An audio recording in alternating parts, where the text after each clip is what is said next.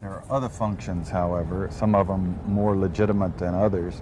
One is to run secret wars. Another thing is to disseminate propaganda to influence people's minds. And this is a major function of the CIA.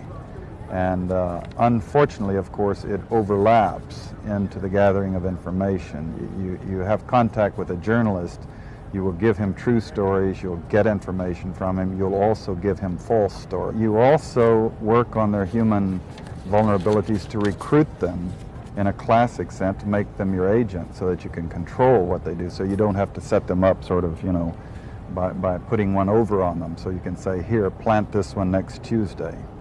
Can you do this with responsible reporters? Yes, the Church Committee brought it out in 1975, and then Woodward and Bernstein put an article in Rolling Stone a couple of years later.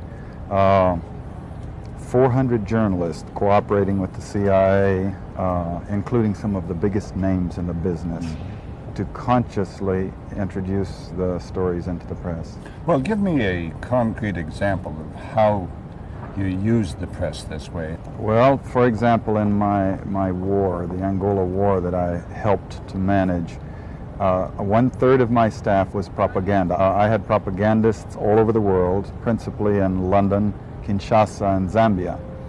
We would take stories which we would write and put them in the Zambia Times, and then pull them out and send them to a journalist on our payroll in Europe. But his cover story, you see, would be that he'd gotten them from his stringer in Lusaka, who had gotten them from the Zambia Times. But after that point, the journalists, Reuters and AFP, the management was not witting of it. Now, our contact man in Europe was, and we pumped just dozens of stories about Cuban atrocities, Cuban rapists. We didn't know of one single atrocity committed by the Cubans. It was pure, raw, false propaganda to create an illusion of communists, eating babies for breakfast.